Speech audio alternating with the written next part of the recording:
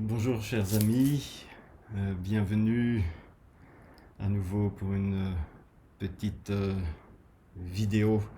Je pensais que c'était bien de faire peut-être une vidéo encore aujourd'hui pour la fin de l'été, et avant de nous retrouver, euh, en tout cas à Drogpa-Vendée, le deuxième week-end de septembre.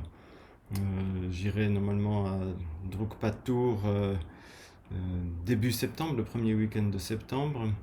Et puis à Drogpa Grenoble les 19 et 20 septembre. Voilà, si tout va bien, en tout cas. Euh, J'espère que l'été s'est bien passé pour vous. Je pensais éventuellement qu'on aurait pu faire d'autres, quelques rencontres chez moi cet été, mais finalement j'ai été assez pris. Et on n'a pas pu faire cela. Et puis c'était peut-être mieux hein, aussi, parce que tout le monde avait peut-être besoin de se poser un peu cet été, de bouger un peu pour certains. Et donc j'espère que tout s'est bien passé pour vous toutes et tous. Et ça fait maintenant une dizaine de jours que j'avais envie de communiquer un petit peu. Alors, je sais pas, du coup, aujourd'hui, voilà, comme j'ai attendu une dizaine de jours avant de le faire, peut-être j'ai un peu oublié tout ce que j'avais envie de vous dire. Mais en tout cas, peu importe, ça nous donne l'occasion comme ça de nous retrouver, de nous relier et de nous relier au Dharma, surtout, c'est ça qui est important.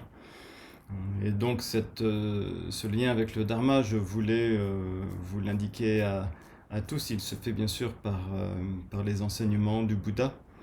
Je sais qu'en ce moment, il y a le grand maître Dzongtsar Khyentse Rinpoche qui a lancé la récitation d'un très grand nombre de mantras du Bouddha Shakyamuni. Donc peut-être c'est le mantra qu'on va réciter aujourd'hui principalement. C'est important en effet de se relier au Bouddha Shakyamuni dans ce monde. Hein. C'est la terre pure du Bouddha Shakyamuni, la terre pure impure du Bouddha Shakyamuni. C'est le monde, nous sommes dans ce monde où le Bouddha Shakyamuni est apparu.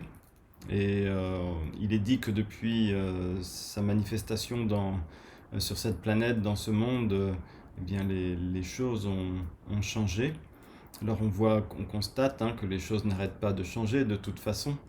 La secrétaire de l'association Drogpa Vendée, Nathalie, m'a récemment communiqué une archive de l'INA qui est en fait une archive d'un journal télévisé qui était un reportage sur le centre de Pleuray en 1990, quand Sa Sainteté le Drogpa devait avoir 27 ans, je crois.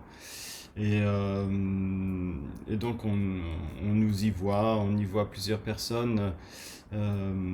Et il y a au moins, je pense au moins 4 personnes que l'on voit sur cette vidéo qui ne sont déjà plus de ce monde, hein, depuis longtemps déjà. Donc c'est aussi un signe d'impermanence. C'est amusant dans un sens de regarder ces vidéos. D'un autre côté, voilà, ça nous fait réfléchir, ça nous renvoie à l'impermanence, à notre impermanence, et puis à l'impermanence générale. Autrement,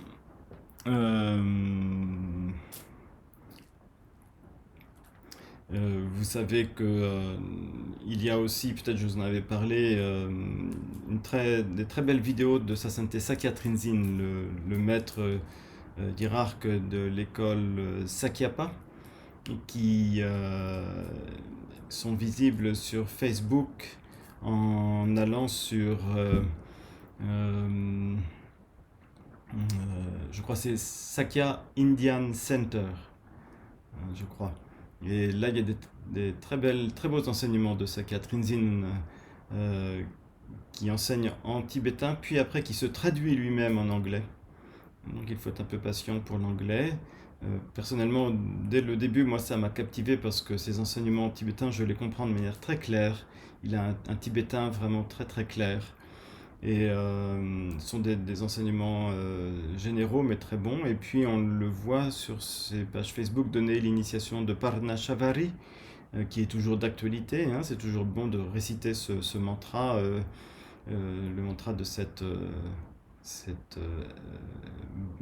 être éveillé féminin par rapport aux virus de toutes sortes et au coronavirus notamment. Et donc il a donné comme ça par vidéo l'initiation, et c'est toujours possible de la voir et de la recevoir, peu importe le temps, peu importe l'espace, hein, pour les grands maîtres. Donc c'est toujours bien de le regarder. Alors il faut sans doute remonter un peu loin sur ce site pour les retrouver. Euh, donc voilà, il y a beaucoup de choses. Vous voyez toujours Sa Sainteté le Drogpa qui enseigne ou qui fait les pratiques d'offrandes de fumigation. Parfois, Nathalie l'a partagé sur Facebook, la pratique du Yangtik, hein, aujourd'hui ou hier. Donc il y a beaucoup de moyens, de choses qui nous sont proposées par vidéo sur les pages Facebook ou sur les pages YouTube des associations. Vous savez aussi que voilà, une bonne nouvelle, c'est que la famille tibétaine que nous aidons un petit peu à Drogpa Vendée, MIPAM, a pu bénéficier d'un logement à Carquefou. Donc nous allons les déménager jeudi. Beaucoup d'entre vous avaient fait des dons, avaient offert des choses, des meubles, un frigo, une cuisine équipée, etc. Des lits, des matelas, bref, plein de choses ont été offertes pour eux, des vêtements, de la vaisselle. Donc ça, merci de tout cœur. Je pense qu'on vous fera, et la famille vous fera des remerciements aussi, d'une manière ou d'une autre. Donc ça c'est formidable, on est très content. Grâce à l'association Accueil au pays de Saint-Gilles, Accueil des réfugiés au pays de Saint-Gilles, une association qui accueille les réfugiés voilà, les réfugiés qui obtiennent le statut de réfugié politique. Et donc ils ont aidé cette famille dans un premier temps pour la loger, puis ensuite une amie de La Roche a pu les loger dans un appartement qu'elle avait pour des étudiants, et elle les a logés gracieusement cet été, alors qu'à Saint-Gilles, ils étaient dans un logement loué par la mairie, qu'il louait, puisque le papa travaille. Il a obtenu récemment un CDI, je crois, dans un grand restaurant chinois avec un monsieur, un directeur très très bien, hein, qui est sans doute de 2 ou 3 générations d'immigrants chinois. Et donc ça c'est très bien pour lui, très bien pour eux. Ce travail avec ce CDI lui a permis justement de bénéficier d'une aide prioritaire pour obtenir un logement à Carquefou. Et donc ça c'est très, très bien pour eux, très positif. Et la jeune fille va faire des études de français dans un premier temps euh, au Sable d'Olonne pour pouvoir ensuite commencer des études d'aide-soignante, d'aide à la personne. Donc voilà des bonnes nouvelles, hein, de l'été. Parce qu'il y en a bien sûr des bonnes nouvelles quand même. On n'en parle pas beaucoup, mais il y a plein de belles choses, de bonnes choses qui se passent. Voilà, autrement, vous avez peut-être vu, la plupart d'entre vous maintenant ne le connaissez pas, mais il y a Lama Choten, hein, Lama Choten que tout le monde en Inde appelait Guruji, qui est décédé à l'âge de 74 ans au Sikkim, dans le centre de retraite de l'Open Kangri Rinpoche, qui était un des grands maîtres, un des grands yogis. C'était le deuxième Milarepa de notre temps. On disait c'était vraiment un maître exceptionnel, mais très très très humble, hein, que le Karmapa, le 16e Karmapa aimait beaucoup, qui est le Tukse Rinpoche aussi. Il a été le maître du 12e Drukpa, de l'actuel Drukpa. Il a été le maître de mon maître Sendrak Rinpoche aussi. Et c'était un yogi qui vivait toujours en retraite, qui n'avait rien, absolument rien, pas de possession. Et donc Lama Choten était un de ses disciples. Lama Choten avait d'abord enseigné l'anglais au monastère de Darjeeling, je crois l'anglais ou le hindi. Toujours est-il qu'il avait été professeur pour les jeunes moines du monastère de Darjeeling. Et puis ensuite il avait pu faire une retraite de 3 ans euh, à Chitre, le centre de retraite de 3 ans du monastère de Darjeeling.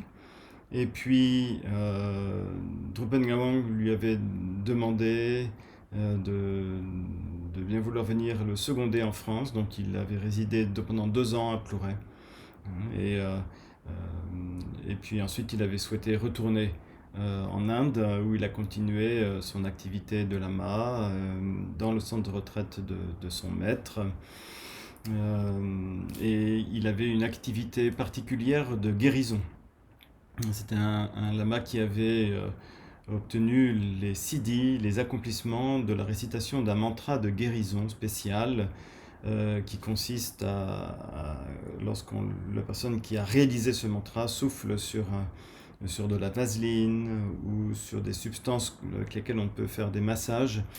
Et ces substances de vaseline ou de pommade ou d'huile pour massage s'imprégnaient donc du pouvoir du mantra parce qu'il avait réalisé ce pouvoir du mantra.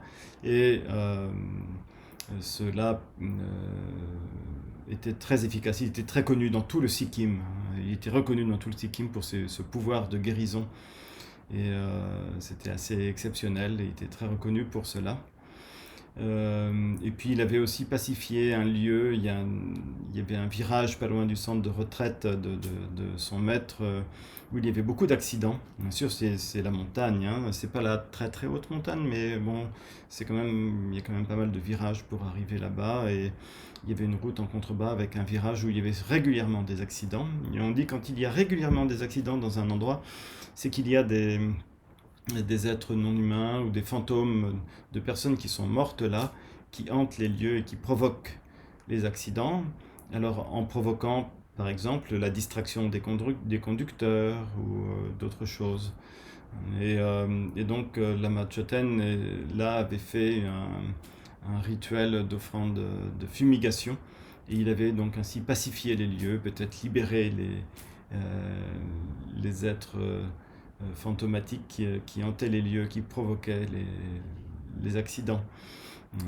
Donc il avait une activité comme ça très, très bénéfique et c'est pour ça qu'il était assez populaire au Sikkim. Euh, et donc il est décédé il y a 2-3 jours, peut-être 4-5 jours, voilà, d'un arrêt cardiaque à l'âge de 74 ans. Et donc sa sainteté le Drukpa a demandé à Drupal Ngawang de faire des cérémonies à Plouray pour l'accompagner, en tout cas pour lui rendre hommage, il avait résidé comme ça pendant plusieurs années à Plouray. Et peut-être une chose dont je me souviens à Plouray, c'est euh, il avait un jour répondu à un ami qui lui posait une question sur Satipatthana. Qu'est-ce que c'est l'attention, le développement de l'attention, ou la concentration sur un point. Et il lui avait demandé comme ça, alors qu'on était dans le réfectoire du centre de Plouray, et on était debout en train de discuter, et Lama Choten a montré ce que c'était, hein. Et donc comme je voulais un peu enseigner pour les marches méditatives, Lama Choten n'a pas parlé, mais il a levé son doigt comme ça, et puis il a fait 3 pas en marchant, en avançant 3 pas. Et voilà, il avait montré ce que c'était l'attention. Donc c'était toujours bien comme ça quand il pouvait montrer sur le vif, hein, ce que c'est que la pratique. Une fois aussi, je me souviens, c'était assez étonnant, amusant, peut-être agaçant dans un sens, mais nous avions regardé avec lui, puis quelques personnes du centre de Plouray à l'époque, la secrétaire, peut-être Drupal Ngawang aussi. Je voulais leur montrer le film, comment c'est que ça s'appelait? Hmm, je sais plus, un film très très humoristique, enfin, que certains trouvent humoristique, d'autres peut-être moins, je ne sais pas, ça dépend toujours de chaque personne, comment on interprète, ce qu'on voit dans tout ça. Ça devait être Les Visiteurs, je pense. Et donc j'avais voulu leur montrer ce film qui passait à la télévision, voilà, pour les amuser. Mais la Machoten, en fait, devant le film, est restée tout le temps en méditation et en équanimité, donc sans, sans, sans réagir. Je dirais comme nous, on pouvait réagir à rire, peut-être des fois à partir même dans des fous rires ou à rire aux éclats, etc. La Machoten était toujours impassible devant le film, quelles que soient les images qui se présentaient. Donc ça aussi, ce sont des... Peut-être c'est pas bien de le montrer comme ça, devant plein de monde, mais bon, là on n'était que trois quatre à regarder avec lui. Mais voilà, c'est un signe d'accomplissement de la méditation et de la capacité que l'on peut avoir à demeurer équanime, quelles que soient les circonstances, qu'elles soient amusantes ou tristes. Euh, euh, donc voilà pour partager un petit peu sur ce sujet, sur la Machoten. Et une autre anecdote qui va peut-être nous ramener un petit peu à ce que je pensais vous dire aujourd'hui. Euh, Quand j'ai reçu certains enseignements, les enseignements sur les 6 yogas de Naropa de sa sainteté le Drukpa à Druk Amitabha à Katmandou, sa sainteté avait bien sûr demandé aux nouveaux pratiquants de 3 ans et aux nouveaux retraitants qui allaient mettre en pratique ces 6 yogas de Naropa de venir pour leur transmettre ces enseignements et l'initiation qui va avec. Et j'étais le seul occidental avec eux. Et il avait aussi proposé aux anciens, aux personnes qui avaient déjà fait des retraites de 3 ans, de venir. Donc il y avait, je pense, trois, euh, trois générations de retraitants de 3 ans qui étaient présents. Il y avait même le serviteur du précédent Drukpa, du 11e Drukpa, qui était là, qui avait 77 ans et qui faisait encore ses pratiques. Il y avait plusieurs maîtres de retraite du monastère d'Emis, de Gotsang, au-dessus d'Emis. Il y avait aussi euh, le responsable des nonnes à Druk-Amitabha, Genringzin. Il y avait aussi Genringzin de Manali, qui était un grand disciple qui est un grand disciple de Khyentse Gyatso, le maître Gen Khyentse Gyatso, qui était le maître de sa sainteté le Drukpa et à qui il avait transmis les 6 yogas de Naropa. Donc il y avait voilà, comme ça des personnes qui avaient des grandes maîtrises de ces 6 yogas de Naropa. Et à un moment, sa sainteté le Drukpa a insinué quelque chose sans nommer, mais tout le monde a compris en fait à qui il faisait référence, de qui il voulait parler. Parce que sa sainteté, le Drukpa et certains grands maîtres comme ça, il y a des maîtres qui sont, je dirais, peuvent avoir une attitude assez consensuelle, hein, qui vont peut-être, au début en tout cas, faire plaisir aux gens et ne pas mettre le doigt là où ça fait mal, c'est-à-dire le doigt sur l'ego. Et alors que la pratique du Dharma, c'est toujours de, est toujours là normalement pour nous aider à nous défaire de la saisie de l'ego, hein, de la saisie égocentrique. On ne peut pas tuer l'ego, on ne peut pas détruire l'ego puisqu'il n'existe pas. Mais cette croyance, hein, cette saisie que nous exerçons sur les 5 agrégats, c'est ça qui est négatif. Et donc toutes les pratiques du Dharma normalement sont faites pour ça. Et sa sainteté souvent le rappelle, hein. Personnellement, un jour, il m'avait dit comme ça, et je pense que c'est vraiment un enseignement universel, bien sûr, mais c'est quelque chose aussi que l'on dit surtout aux gens qui pratiquent vraiment, qui sont vraiment engagés dans la pratique du Dharma. Si on arrive à se débarrasser des 8 dharmas mondains, alors la pratique du dharma était déjà à 50% accomplie, déjà à moitié accomplie. La moitié du chemin est déjà faite. Donc c'est tellement important. Les 8 dharmas mondains qui peuvent se résumer à l'attraction et la répulsion en fait. C'est l'espoir, euh, l'espoir et la crainte. C'est se débarrasser de l'espoir et la crainte. L'espoir d'être renommé, l'espoir du bonheur, etc. Et de l'autre côté, c'est la crainte d'avoir une mauvaise réputation, la crainte de souffrir, la crainte de ne pas obtenir ce que l'on veut, etc. Et donc si on parvient à renoncer aux 8 dharmas mondains, à se défaire des 8 dharmas mondains, eh bien c'est déjà un très grand point et la moitié du dharma est accomplie. Et donc le Drukpa, lors de cet enseignement, a dit il y a des pratiquants qui développent des siddhis, des accomplissements grâce à certaines récitations de mantras, des accomplissements mondains, ce qu'on appelle des accomplissements mondains. Même les accomplissements pour la guérison sont considérés comme des accomplissements mondains et non pas des accomplissements spirituels. Les accomplissements aussi par rapport au fait de pouvoir voir l'avenir, voir le passé, etc., sont considérés comme des accomplissements mondains, non pas comme des accomplissements spirituels. Et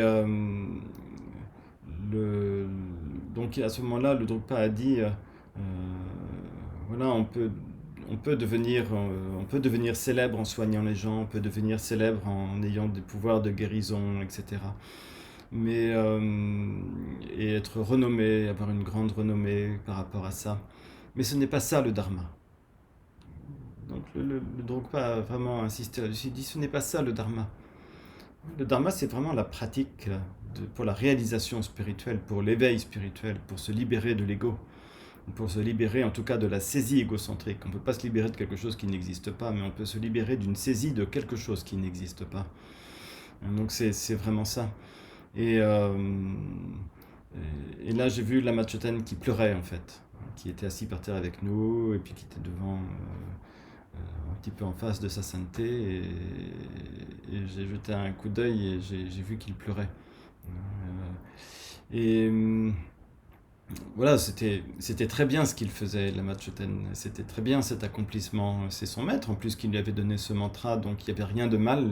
Il avait accompli ce que son maître lui avait donné comme pratique. Et grâce à cela, il faisait le bien des êtres. Mais voilà, le bien des êtres avec ces moyens-là, c'est un bien relatif. C'est un bien relatif. On n'aide pas forcément les êtres comme cela sur le plan ultime, sur le plan de la réalisation spirituelle. On les aide éventuellement à mieux vivre pour pouvoir mieux pratiquer et atteindre la réalisation spirituelle.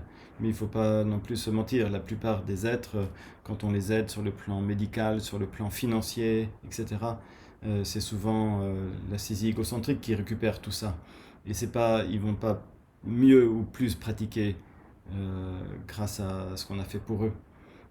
Donc c'est ça aussi ce que le maître veut dire. Voilà, le maître voulait dire aussi, il faut se concentrer sur sa pratique. Et aider les autres, c'est pas si facile et c'est pas si sûr que ça que l'on puisse vraiment aider les autres à se libérer, tant qu'on n'est pas libéré soi-même de la saisie égocentrique. Donc cela me fait vraiment penser, il y a pas mal d'amis voilà, qui font des choses, qui font des tas de choses, qui aident, qui soi-disant aident les autres, qui veulent aider les autres, qui n'arrêtent pas de dire je suis dans l'aide aux autres, je suis dans l'activité, je suis dans l'aide aux autres, je peux aider comme ceci, je peux aider comme cela. Certains aident par des voies de guérison, en étant magnétiseurs, etc. Tout ça c'est magnifique, c'est très bien. Il ne s'agit pas de le remettre en cause. D'autres qui aident par l'astrologie, d'autres qui aident par la numérologie. Voilà, il y a des tas de choses comme ça, des tas de branches, des tas de choses qu'on peut appeler des sciences secondaires qui sont là, qui sont possibles, qui peuvent être bénéfiques pour les autres sur un certain plan. Mais au fond, est-ce que ça aide vraiment les autres à progresser vers une voie de libération, sur une voie d'éveil? Ce n'est pas si sûr que cela. Et, euh, et les personnes qui utilisent ces moyens souvent deviennent prisonniers elles-mêmes de ces moyens, hein, parce elles voient tout à travers le prisme de ces différents moyens. Comme on peut voir parfois des psychologues qui, même dans leur vie quotidienne, ont une déformation professionnelle par rapport à la psychologie et qui vont chercher, regarder, scruter chaque personne de leur entourage, de leurs amis, les nouvelles personnes qu'elles voient, etc.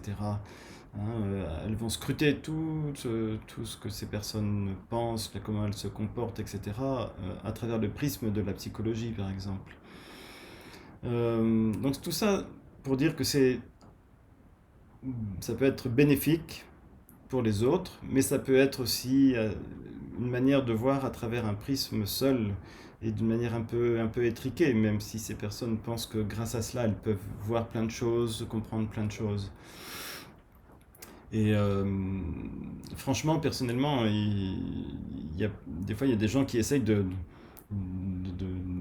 j'ai l'impression de m'attirer vers leur domaine, vers ce domaine, tel ou tel domaine, vers l'astrologie, ou vers la numérologie, ou vers ceci, ou vers cela, en me disant, mais voilà, tu verras, c'est formidable, grâce à ça, tu peux voir, tu peux connaître l'avenir, tu peux prévoir des choses, etc.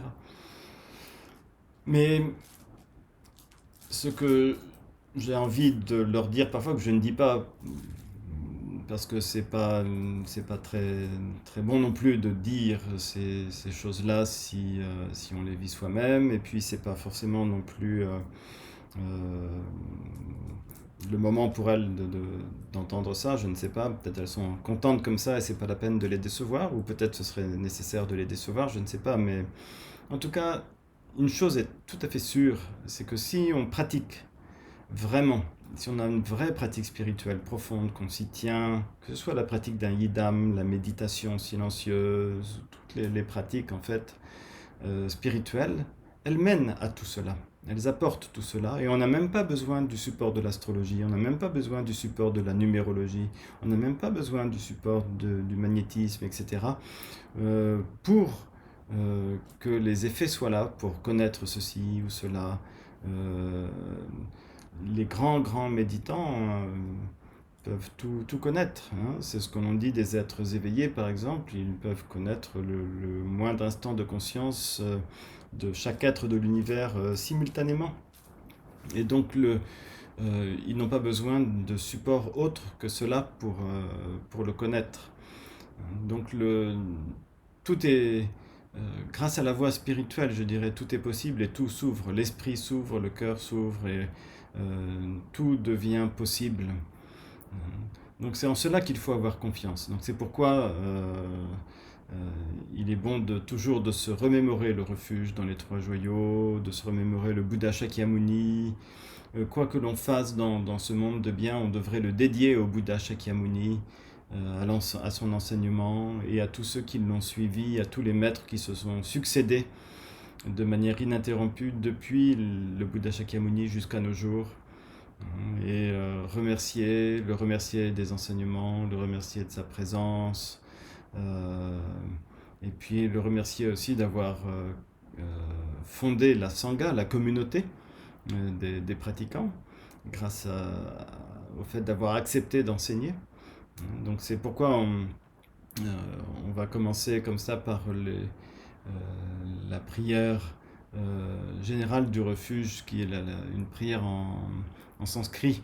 Je prends refuge dans le Bouddha, je prends refuge dans le Dharma, je prends refuge dans le Sangha, dans la communauté. Et donc se relier comme ça. Et ça nous relie à ce qui est essentiel en nous aussi. Le Bouddha, c'est notre potentiel d'éveil. Le Dharma, c'est la voie que nous pouvons pratiquer pour atteindre l'éveil. Et la Sangha, c'est notre corps, c'est aussi tous les amis sur le chemin, c'est aussi tous nos maîtres spirituels, hein, tous les bodhisattvas, tous les dakas, toutes les dakinis dans le Vajrayana. Donc on peut dire ce refuge très simple en sanskrit. Buddham saranam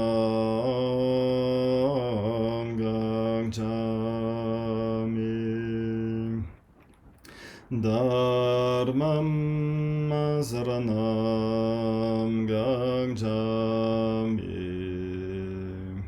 Sangam saranam gacchami, Buddham saranam gacchami, Dharmam saranam gacchami, Sangam saranam gacchami, Buddham saranam gacchami,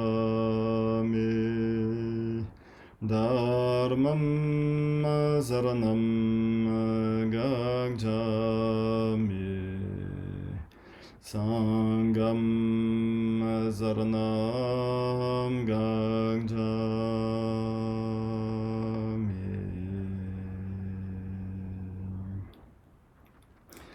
Deyanda muni muni mahamuna yesohan, Deyanda muni muni mahamuna yesohan, Deyanda muni muni mahamuna yesohan, Deyanda muni muni mahamuna yesohan, Deyanda muni muni mahamuna yesohan, Deyanda muni muni mahamuna yesohan.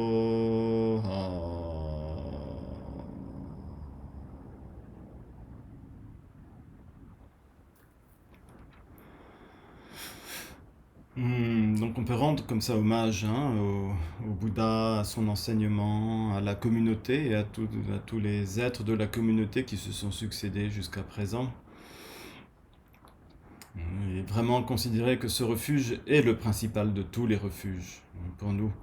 Et que tout ce que l'on peut faire à côté, tout ce que l'on connaît à côté, tout ce qui peut nous servir à faire le bien des autres à côté, par rapport à cela demeure quand même secondaire.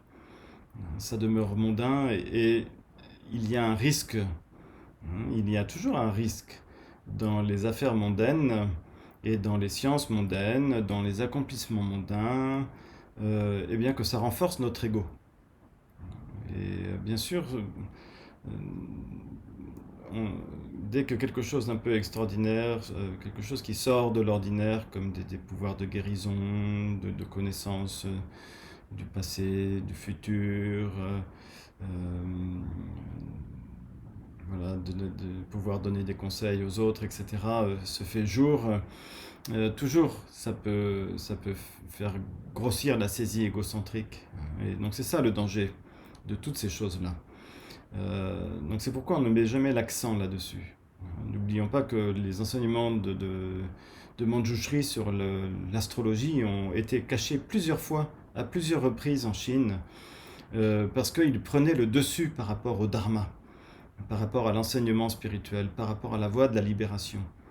Parce que grâce à ces enseignements, on peut mieux vivre, récolter des meilleures récoltes, peut-être devenir plus riche, etc. Et dans les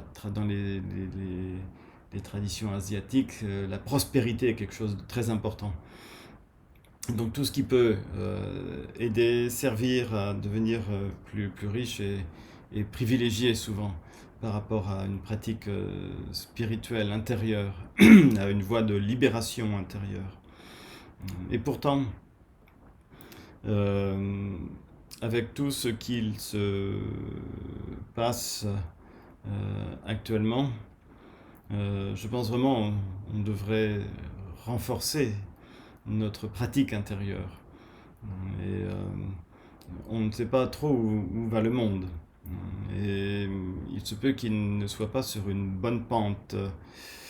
Peut-être c'est le début d'une phase assez chaotique au niveau mondial et au niveau de nos sociétés, de notre société en particulier.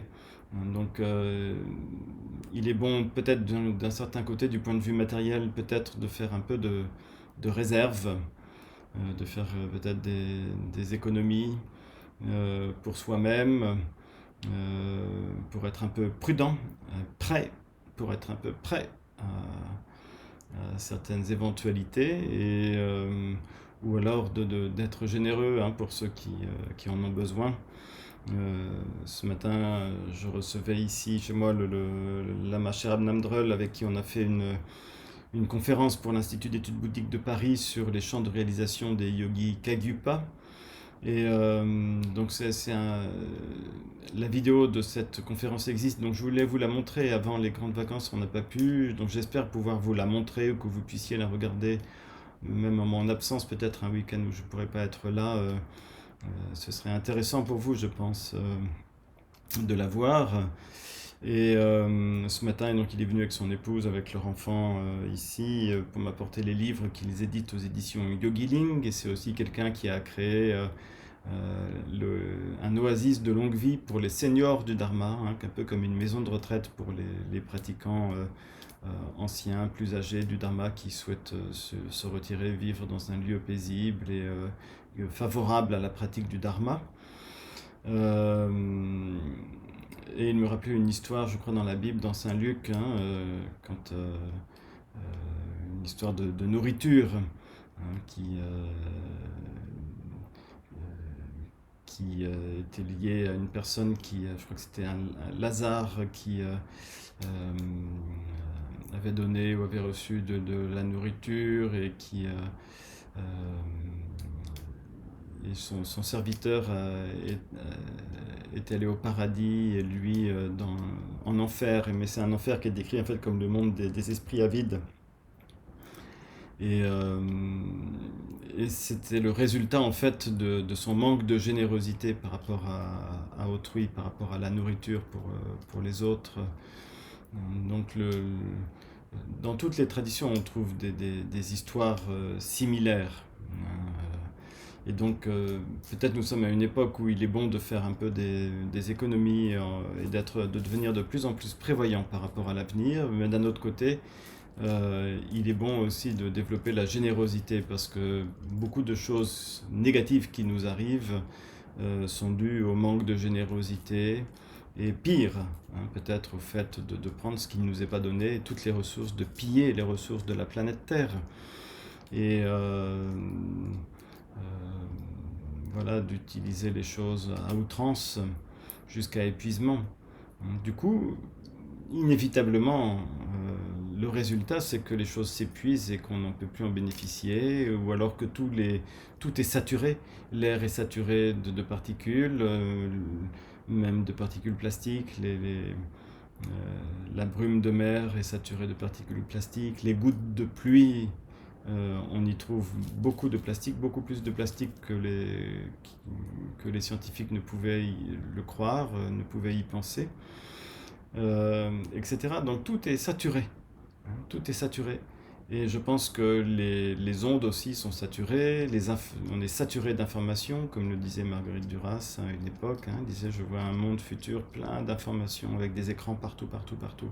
Et effectivement, nous sommes saturés d'images, saturés d'informations. Et donc beaucoup de choses sont saturées. Et c'est notre hyperconsommation.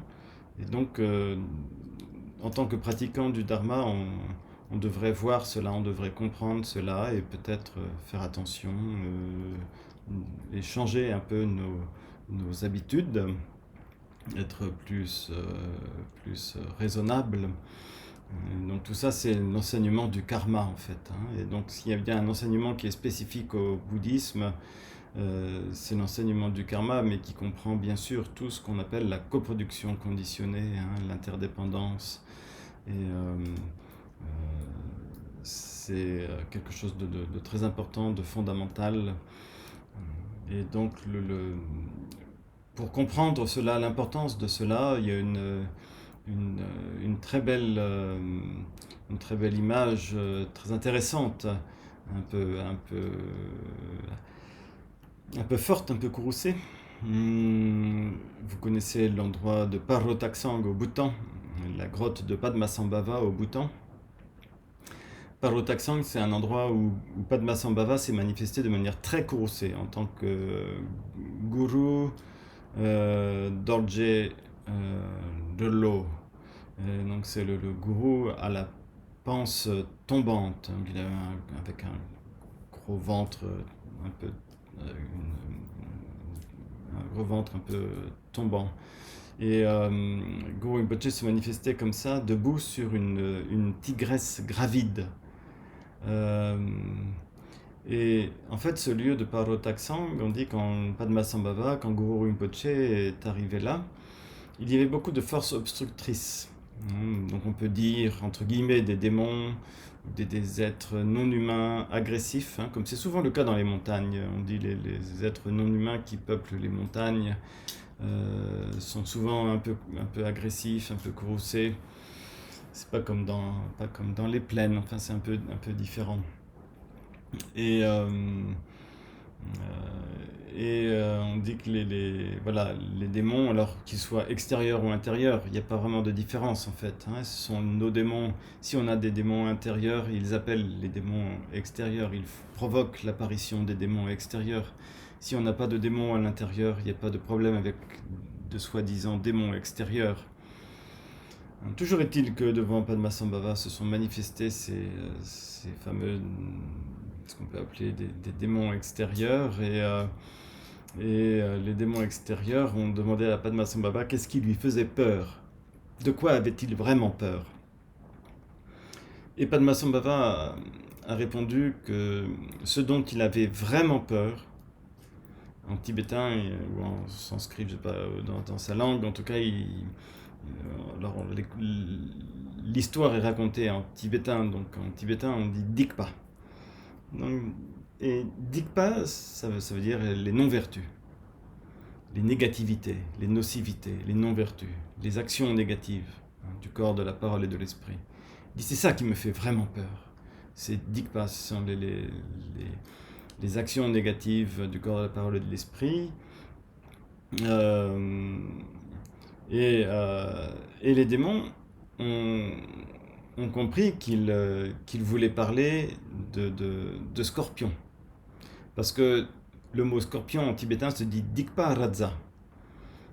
Alors Gompochen n'a pas dit Dikpa Radza, il avait juste dit Dikpa. Mais les démons ont pensé qu'il avait peur des scorpions. Parce qu'ils ne comprenaient pas le mot Dikpa tout seul. Pour eux, ça ne veut rien dire pour des démons. Qu'est-ce que ça veut dire les non-vertus pour des démons? Puisqu'ils vivent de non-vertu, ils sont dans la non-vertu, ils sont eux-mêmes la non-vertu. Donc voilà, la non-vertu ne peut pas se voir elle-même comme une non-vertu, on peut dire. Donc le mot Dikpa pour eux, qu'est-ce que ça veut dire? Ça voulait dire scorpion, tout simplement. Ils ont pris le mot pour voilà, le mot ou le sens extérieur du mot, pas le sens intérieur. Et du coup, ils ont eu l'idée pour faire peur à Guru Rinpoche, comme ils pensaient qu'il avait peur des scorpions, ils se sont manifestés extérieurement sous la forme d'un énorme scorpion pour faire peur à Guru Rinpoche. Mais bien sûr, Guru Rinpoche n'a pas eu peur de cet énorme scorpion, il a je pense, fait un mudra, récité un mantra, et puis voilà, il a anéanti cet énorme scorpion juste comme ça. Très facilement.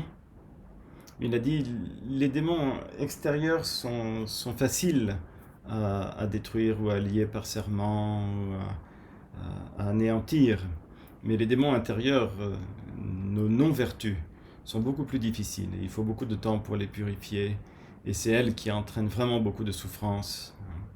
Et donc, dans notre monde, quand nous vivons ce que nous vivons actuellement, et qu'on observe une certaine dégradation à tous les niveaux, sur le plan humain notamment, il y a des choses très dures, difficiles dans beaucoup de domaines.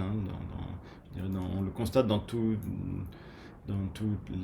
par exemple dans les services publics en France, les choses se dégradent, ça ne fonctionne plus vraiment aussi bien qu'avant. Et on le voit particulièrement dans les prisons, dans les EHPAD, dans le domaine de la justice aussi. Il y a beaucoup de choses qui se dégradent Et puis voilà, il y a des réactions diverses et variées, souvent négatives par rapport au port du masque, etc. Les gens réagissent, hein, réagissent de manière violente, de manière insultante, physiquement violente parfois. Euh, et de manière très étonnante, hein, d'ailleurs. Voilà, on est tous, on peut tous être concernés par cela. Même moi, quand une réunion qu'on avait fait chez moi ici pour faire une offrande de fumigation, vous savez, il y a une personne qui a manifesté son mécontentement sur le fait que je demandais que les gens viennent avec un masque. Mais c'est le rôle de l'association de préserver. Et donc j'ai réagi en disant que si c'était si seulement ça, la demande de porter le masque, faisait provoquer une telle réaction, c'était peut-être un peu dommage. Et que voilà, quand on pratique le dharma, il y a des choses que l'on peut accepter. En fait, c'est ce à quoi nous invitait le Gyalwang Drukpa, en tout cas, hein, en nous disant de respecter à 200% les gestes barrières à l'époque. Et, euh, et donc, quand, quand on vit ces situations, ces choses difficiles, vraiment, on ne peut pas chercher, mettre la faute sur quelqu'un, ni chercher tout le temps un bouc émissaire à l'extérieur. Euh, voilà, comme le président américain qui dit, voilà, ce sont les Chinois, c'est le virus chinois, etc. Euh, non, ça n'a pas de sens. Du point de vue du dharma, c'est incorrect, c'est très incorrect. Il faut regarder notre propre karma. Il faut avoir conscience que c'est notre propre karma de vivre à cette époque et de vivre dans ces circonstances. Nous sommes nés à cette époque, dans ces circonstances. Ça veut dire c'est notre karma. Donc ça ne veut pas dire non plus qu'il ne faille rien faire, qu'il ne faille pas réagir, qu'il ne faille se taire, qu'on n'ait pas le droit de dire nos opinions, etc. On peut bien sûr tout dire, tout manifester, à condition quand même de respecter les autres et d'avoir un peu voilà, de lucidité, de bienveillance, de compassion envers soi-même en se protégeant soi-même, compassion envers les autres en protégeant les autres. Même si fondamentalement, du point de vue ultime, il n'y a rien ni personne à protéger. Tout ce qu'on protège, c'est notre ego, c'est tout. Mais autrement, voilà, il n'y a rien ni personne à protéger, on peut dire, du point de vue ultime. Mais on ne peut pas être tout le temps que dans le point de vue ultime. C'est une erreur aussi du point de vue du dharma de ne voir les choses que du point de vue ultime. La réalité, le réel, c'est l'union des deux, du relatif et de l'ultime. Donc, tant qu'on est dans ce corps et dans le relatif, il faut faire avec et il faut être, on pourrait dire, quelque part raisonnable et, et comprendre, hein, comprendre surtout que voilà, on ne peut en vouloir à personne, même pas à nous-mêmes en fait, hein, parce que celui qui a accumulé des choses négatives dans le passé n'est plus le même aujourd'hui. Donc c'est plus la même personne, nous ne sommes plus le même, nous ne sommes pas vraiment celui qui a accumulé. Cependant, voilà, les choses négatives mûrissent dans ces 5 agrégats, parce que nous croyons en l'existence du moi. Dès que l'existence du moi est dissoute, il n'y a plus rien, plus de karma négatif qui mûrisse, qui puisse mûrir. Donc vraiment, si on veut vraiment aller à la racine, eh bien, il faut considérer cela, et accepter que ce soit notre lot, notre karma, et essayer de faire notre mieux pour soulager les autres et nous-mêmes de ces circonstances négatives. Donc, c'est ce à quoi nous devrions penser, nous devrions réfléchir. Et donc se référer comme ça à cette histoire de Padmasambhava, à la grotte de Paro-Taksang au Bhoutan, et comprendre, voilà, ne pas s'illusionner, ne pas croire que les choses, comme on dit, ne pas prendre une ficelle pour un serpent. Et voilà, il ne sert à rien d'avoir peur des choses à l'extérieur. Il ne sert à rien d'avoir peur des choses à l'extérieur, comme la manifestation par exemple d'un scorpion géant, ce dont nous devrions vraiment avoir peur, c'est des non-vertus. Parce qu'à cause de nos non-vertus, peut se manifester effectivement un scorpion géant ou des êtres horribles ou des circonstances horribles. C'est ça l'enseignement. C'est ça l'enseignement. Donc c'est ça qu'il faut comprendre et dont on devrait avoir conscience en fait. On devrait nourrir cette conscience à chaque instant. Et sans être dans la peur. Il ne faut pas non plus avoir peur d'accumuler des non-vertus, sinon peut-être on reste coincé, toujours en retraite, on ne fait plus rien, comme peut-être à l'excès on va porter un masque pour ne pas aspirer de micro-organismes, etc. On peut se laisser mourir dans ce cas-là si on veut éviter toute non-vertu, mais on est dans cette condition, il y a des choses qu'il faut accepter. Donc il faut toujours raison garder, être dans la voie du milieu, mais avoir cette compréhension fondamentale quand même que c'est stupide et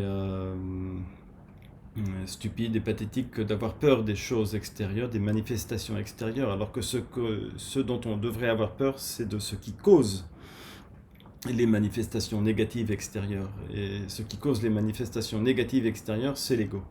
C'est la saisie égocentrique. Et les non-vertus qui sont accomplies sous l'influence de cette saisie égocentrique. Il n'y a rien d'autre à craindre que cela, en vérité. Et c'est ça l'enseignement de Padmasambhava, c'est ça aussi l'enseignement du Bouddha. Le Bouddha, la phrase du Bouddha qui permet vraiment de prendre à témoin l'universel, la terre, le monde, tous les êtres, c'est cet enseignement qui a, on pourrait dire, boucher le bec des détracteurs du bouddhisme au Tibet devant Padmasambhava. C'est cette phrase qui dit pratiquer toute vertu, éviter toute non-vertu, regarder, réaliser son esprit. C'est cela l'enseignement du Bouddha et l'enseignement de tous les Bouddhas. Et donc, le Bouddha n'a pas enseigné autre chose que cela. Et c'est par cette compréhension-là qu'il peut, et que son enseignement peut soulager de la souffrance. Et comme le Bouddha l'a résumé une fois, c'est un résumé des 4 nobles vérités, c'est je n'enseigne que la souffrance et la libération de la souffrance. Donc la souffrance, ça veut dire, mais souffrance aussi, quand on parle de la souffrance, c'est son origine aussi qu'il faut regarder. Et là on voit effectivement que l'origine de la souffrance n'est pas à l'extérieur de nous. Et la libération de la souffrance comprend aussi la voie qui mène à la libération de la souffrance. C'est le chemin qui est décrit comme ça, de renoncer à toute non-vertu et de pratiquer toute vertu. Et regarder son propre esprit, contrôler son propre esprit, regarder son propre esprit. Si on le regarde vraiment, alors on peut le contrôler, on peut tout reconnaître à l'intérieur. Donc voilà quelque chose qui est vraiment fondamental. Et ça rejoint exactement cet enseignement de Padmasambhava sur le Dikpa, sur les non-vertus. Plutôt que de vouloir voir les choses négatives à l'extérieur, avoir peur, pas avoir peur, mais en tout cas avoir conscience que ce sont les choses négatives à l'extérieur qui font apparaître les choses négatives à l'extérieur, c'est-à-dire les circonstances qui favorisent la souffrance. Donc c'est pourquoi les pratiques préliminaires commencent toujours par ces réflexions sur le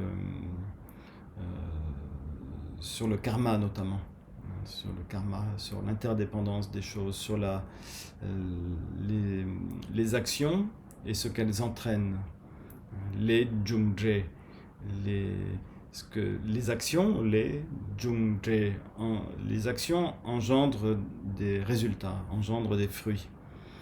Et c'est cela qu'il est important de comprendre.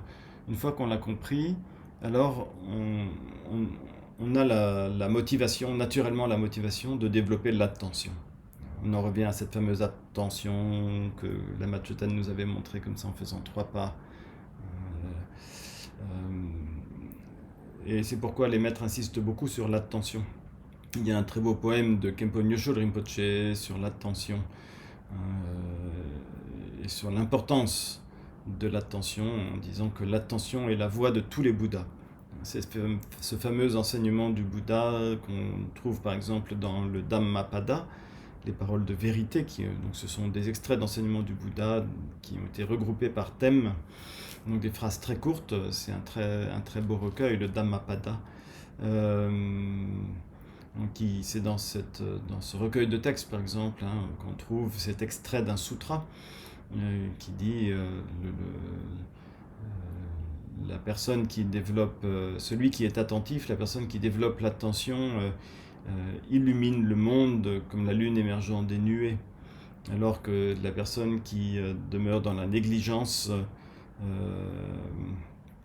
eh bien, est comme si elle était déjà morte, assombrit le monde, assombrit son propre monde intérieur et sème les causes de souffrance.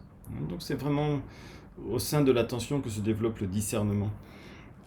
Donc c'est un enseignement très simple à comprendre et il ne doit pas sembler ou paraître uniquement manichéen, parce qu'il ne l'est pas en vérité. Si on parle de l'union du relatif et de l'ultime, ça n'a rien de manichéen, puisque dans cette union et dans l'équanimité et dans la pratique de la méditation, par exemple, pour aller au-delà du bien et du mal, au-delà du positif et du négatif, au-delà de la vertu et de la non-vertu, on va réaliser la voie profonde du bouddhisme pour atteindre l'éveil, c'est de réaliser la nature unique, le goût unique de la vertu et de la non-vertu. En soi, il n'y a rien de tel que vertu, non-vertu, mais du point de vue relatif, oui. Et du point de vue relatif, ça fonctionne. Donc à nous d'être attentifs, de faire attention, de ne pas, si on a des qualités, si on a des moyens habiles, si on connaît certaines choses pour aider les autres, ou pour voir des choses chez les autres, pour voir des choses dans le futur, etc. Rester humble par rapport à cela, vraiment très très humble, ne jamais s'en vanter. Et ça, c'est un entraînement, c'est un exercice. Et ne pas s'en vanter, bien sûr, extérieurement, c'est une chose. Mais surtout, ne pas croire qu'on est grand, qu'on est puissant grâce à cela ou à cause de cela. Ne pas s'enorgueillir intérieurement. C'est cela le principal. Ne pas s'enorgueillir intérieurement à cause de nos qualités, à cause de ce que l'on sait, de ce que l'on connaît, de ce que l'on sait faire, de ce que l'on peut faire, de ce que l'on peut voir, etc. C'est ça qui est très important. Parce que tout cela, tout ce dont je viens de parler, ce que l'on sait faire, etc., c'est du domaine de cette vie. Ce n'est que du domaine de cette vie. Et c'est le grand maître Jamgon Kongtrul Rinpoche qui disait les vies futures sont bien plus importantes que cette vie-ci. Comme le bien d'autrui est bien plus important que votre propre bien-être. Et comme s'asseoir sur son coussin de méditation est bien plus important que toutes les activités qu'on peut avoir à l'extérieur. Pourquoi ? Parce que tout ce qui est de l'attachement à cette vie-ci est comme un obstacle pour l'éveil, est comme un obstacle par rapport à l'éveil. Et aussi, s'il y a attachement, c'est aussi un obstacle par rapport aux vies futures. Donc il faut vraiment essayer de voir ce qui est vraiment essentiel et vraiment important non seulement pour cette vie-ci, mais aussi en pensant aux vies futures et en pensant encore plus à l'éveil. La voie du Bouddha, c'est quand même la voie de l'éveil. Dans cette vie ou dans les vies futures, on espère peut-être dans cette vie, c'est pas si évident. C'est peut-être très très exigeant, peut-être c'est trop exigeant pour nous, on ne sait pas. Peut-être il y a des obstacles, peut-être on n'est pas prêt, etc. On n'est pas assez purifié. Donc il faut continuer à se purifier. Et faire tout ce que l'on peut pour se purifier, faire tout ce que l'on peut aussi pour éviter de polluer plus à l'extérieur, hein, parce que ça a des conséquences sur notre propre karma en fait. Hein. Donc pas seulement sur la planète, c'est ça le problème, hein, c'est que c'est toujours double le karma, c'est toujours double. Si on pollue à l'extérieur, on pollue notre karma en même temps. Parce que on nuit aux autres en polluant à l'extérieur, mais on se nuit aussi à soi-même.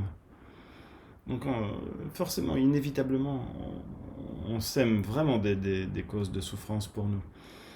Donc et l'enseignement du Bouddha, c'est pas un enseignement triste sur la souffrance, c'est un enseignement pour apprendre à se libérer de la souffrance. C'est pour ça que c'est très exigeant. Donc se libérer de la souffrance, ça veut dire se libérer des causes de la souffrance. Et ces causes ne sont pas en dehors de nous.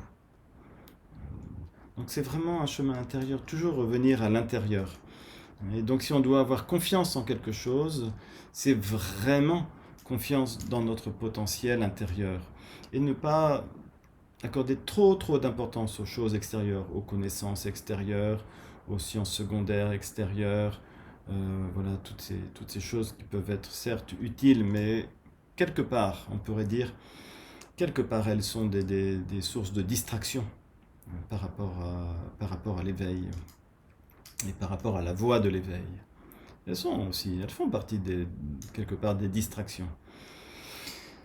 Et donc elles peuvent, si on s'y attache trop, si on leur accorde trop d'importance, devenir comme un obstacle. Par exemple, il y a cette histoire d'un grand maître qui voulait écrire, qui écrivait, qui avait des grandes facilités à écrire, et un jour il y a même des dakinis qui lui ont donné une plume ou un stylo pour écrire. Et à cause de cela, il s'est dit, il faut vraiment que j'écrive beaucoup. Et il a écrit beaucoup, mais il n'a pas atteint l'éveil parce qu'il a passé son temps à écrire. Et il en est ainsi pour toute chose. Toute chose peut nous accaparer. Et on peut se passionner pour beaucoup de choses dans ce monde. Hein. On peut avoir beaucoup de passion pour ceci, pour cela. Il y a tellement de sujets possibles. Mais il faut comprendre que tout cela nous distrait de la voie de l'éveil, en fait. Jusqu'à un certain point en tout cas. Bien sûr, hein, il faut toujours aussi remettre les choses à leur place et avoir cette conscience que à un certain niveau de pratique, on peut aussi tout intégrer à la voie de l'éveil, évidemment. Il ne faut pas oublier ça non plus. Et c'est pourquoi on dira, plutôt que de toujours critiquer les autres en disant oui mais lui il fait ci, il fait ça, ou tel maître est passionné de foot, tel maître est passionné par les belles voitures, ou tel maître est passionné par ceci ou par cela, plutôt que de regarder et de critiquer les maîtres ou des gens ordinaires qui sont passionnés par ceci, par cela, on ne sait pas qui ils sont. Peut-être ils ont intégré la voie de l'éveil, et s'ils ont intégré la voie de l'éveil, ils peuvent montrer qu'ils ont une passion pour ceci, une passion pour cela, et ça fait partie de leur chemin spirituel, ils l'ont intégré. Peut-être ils l'ont intégré, peut-être pas, mais en tout cas nous on ne peut pas le savoir. C'est ça qu'on doit se dire, et donc on ne peut pas juger, on ne peut pas critiquer. Donc c'est pourquoi, plutôt que de regarder toujours les autres à l'extérieur, c'est nous-mêmes que nous devons regarder à l'intérieur. Et si nous avons des passions qui nous empêchent d'avancer sur la voie spirituelle, alors il faut raison garder par rapport à ces passions peut-être. Il ne s'agit pas non plus d'y renoncer, bien que certains puissent y renoncer, c'est la voie du renoncement. Donc on peut aussi devenir moine ou nonne et renoncer à tout ça. Pour pratiquer, pour se lancer sur n'avoir plus qu'une seule passion, la passion de l'éveil par exemple. C'est possible, c'est pas si simple non plus, parce que notre esprit est très impermanent, et la voie est tellement exigeante qu'on peut vite se lasser de la voie de l'éveil. Donc il faut se méfier de nous, se méfier de notre facilité à nous lasser nous-mêmes des choses, à nous lasser nous-mêmes de la voie spirituelle. Bien sûr, la voie spirituelle nécessite répétition. Vous savez, on répète les mantras, on répète les prosternations, on répète l'offrande du mandala, on répète le guru yoga, on répète les mantras de telle et telle pratique, de pratique de Vajravarahi, la pratique de Chakra Sambhara, la pratique de Kala Chakra, les pratiques du Yangtik, etc. Il faut faire des rituels, les refaire, la pratique de Che tous les soirs, etc. La pratique du Mahakala tous les jours. Combien de mantras de Vajrasattva, combien de Om Mani Padme Hum tous les jours. Il faut répéter, répéter, répéter tous les jours, tous les jours, tous les jours. Méditer tant de temps, tant de quarts d'heure, tant d'heures par jour. Tous les jours, tous les jours. Donc ça peut être lassant, hein, on peut se lasser de tout ça. Hein. Donc c'est pas si simple non plus, hein, que de se passionner pour l'éveil, entre guillemets passionné. Peut-être justement c'est parce qu'on se passionne que ça devient lassant. Il faudrait que ce soit une compréhension, pas une passion. C'est ce que nous disent les maîtres en tout cas. Et donc c'est toujours la compréhension qui, qui est l'important sur le chemin.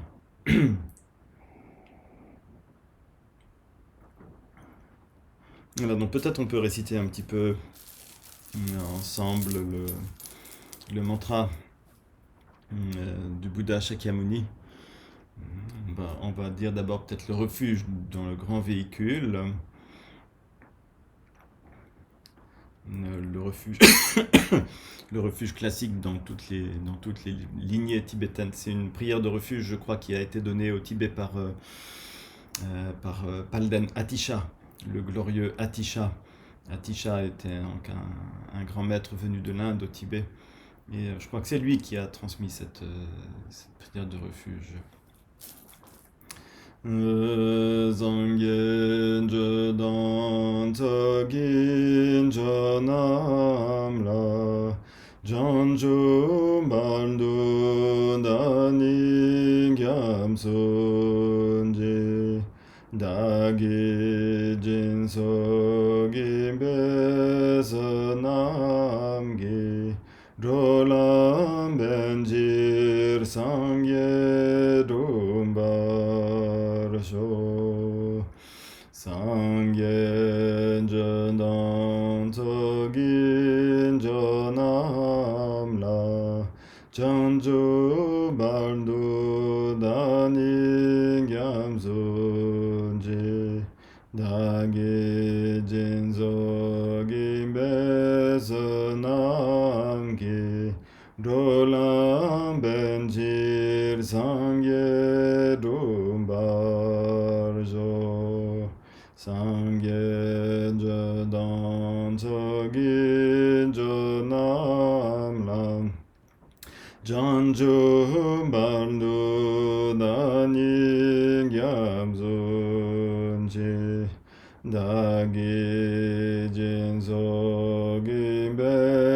besanam gi rolam benjir sangye dumbar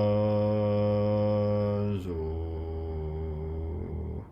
deyandam muni muni mahamuna yesohan deyandam muni muni mahamuna yesohan deyandam muni muni mahamuna yesohan deyandam muni muni mahamuna yesohan deyandam muni muni mahamuna yesohan deyandam muni muni mahamuna yesohan. On peut aussi réciter la prière de louange au Bouddha Shakyamuni avant de réciter son mantra. Donc cette prière de louange, c'est Lama Dumba Jomdende Dejin Jemba La Jamba Yonda Bal Zobe Sangye Bel Gyalwa Shagya Tuba Lanjak Zelo Deyanda Muni Muni Mahamuna Yezo Deyanda Muni Muni Mahamuna Yezo Deyanda Muni Muni Mahamuna Yezo Deyanda Muni Muni Mahamuna Yezo Deyanda Muni Muni Mahamuna Yezo deyanda muni muni mahamuna yezo deyanda muni muni mahamuna yezo deyanda muni muni mahamuna yezo deyanda muni muni mahamuna yezo deyanda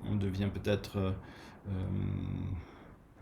autoritaire, on devient un peu même dangereux pour soi-même et pour les autres, hein, en voulant imposer quelque chose à soi-même et aux autres, et d'ailleurs souvent plus aux autres qu'à soi-même. C'est bien ça le problème.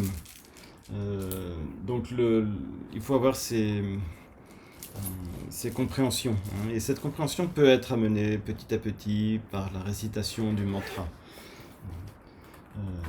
C'est ça l'intérêt aussi, hein, des mantras, c'est qu'ils agissent par eux-mêmes sans qu'on ait besoin d'y penser, d'y réfléchir. Et puis après, on fait les dédicaces, hein, comme d'habitude, comme à la fin de chaque session, de chaque réflexion, de chaque pratique. Et les dédicaces sont très importantes. De même, tout à l'heure, au début, je vous parlais de la famille tibétaine que l'on aide et qu'on va déménager jeudi. Et tous les dons que certains d'entre vous ont pu faire, les dons d'argent, de meubles, de vaisselle, de vêtements, etc. Tous ces... pour tous ces dons, la maman Kelsang m'a téléphoné, m'a dit vraiment, vraiment, je remercie beaucoup les associations MIPA, Medrukpa Vendée et les membres de tous ceux qui font pour nous, de toute l'aide et vraiment, vraiment, de tout mon cœur, euh, je, je sollicite, je demande au Bodhisattva, voilà, de veiller sur tout le monde, et je développe l'esprit d'éveil et j'espère moi aussi pouvoir devenir généreuse comme cela envers les autres, etc. Donc je lui dis oui, c'est très important, bien sûr, hein, il faut faire des dédicaces quand les gens vous font des offrandes, des cadeaux, des dons, il faut les dédier et faire les souhaits pour que les personnes qui font ces dons obtiennent eux-mêmes tout ce qu'ils souhaitent. Et que tous leurs souhaits en accord avec le Dharma se réalisent. Donc il y a une prière comme ça que l'on fait, hein, quand quelqu'un invite un moine à manger, ou à boire, ou à assister à un spectacle, à un concert, ou autre chose appréciable, ou fait un don généreux envers la communauté, etc. Il y a donc une prière qu'on récite, ce Nam Topchin du Jindagol Danche, Banamtsi, Dil Sampa Lulu Shimbalcheshin, et Tashipa Sampa Choshin Ru Parcho, qui veut dire par l'accumulation de ces bienfaits, puissent les bienfaiteurs acquérir plein de mérites et qu'ils puissent aussi obtenir tout ce qu'ils souhaitent en accord avec le Dharma et qu'ils ne rencontrent aucun obstacle, hein, grâce à cette offrande, grâce à ce don, grâce à cette pratique de la générosité. Donc ça c'est important, hein. Sinon effectivement on accumule ce que l'on peut appeler des dettes karmiques, en acceptant des choses pour notre ego, pour notre ego illusoire et inexistant, et sans avoir conscience et sans remercier pour la générosité des autres. Donc peut-être c'est un des problèmes dans notre société aussi, hein, où de plus en plus les gens considèrent que c'est un dû et que peut-être, je ne sais pas, peut-être dans un sens c'est juste, dans un autre peut-être moins, mais voilà, on pense que l'État devrait aider tout le monde. Alors que nous, dans le Dharma, on dit on devrait tous devenir indépendants, on devrait chercher notre indépendance, on devrait s'émanciper de tout. Mais s'émanciper d'abord de nos passions, de nos émotions, de nos tendances négatives, et s'émanciper aussi du maître spirituel pour devenir nous-mêmes notre propre maître. C'est formidable si on n'a plus besoin de maître. Ça veut dire qu'on est devenu soi-même un maître, et c'est ça, s'émanciper.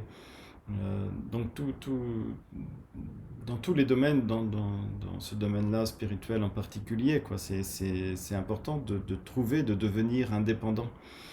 Et non pas d'être dépendant et toujours de se plaindre qu'on ne reçoit pas assez, on ne reçoit pas assez d'enseignements, il n'y a pas assez de maîtres qui viennent, le maître ne reste pas assez longtemps, on ne peut pas aller le voir en entretien privé, etc. On est toujours en train de se plaindre parce qu'on n'en a jamais assez et on considère que tout devrait être comme un dû pour nous. Et en ce moment, on entend, c'est un peu pathétique hein, quand on y pense, enfin moi je trouve, on entend les corps de métier, ou les, je sais pas comment on peut appeler ça, euh, les catégories, comment on dit, les catégories socio-professionnelles, voilà, c'est ça. On entend chaque catégorie socio-professionnelle, l'une après l'autre, qui dit nous sommes les grands oubliés.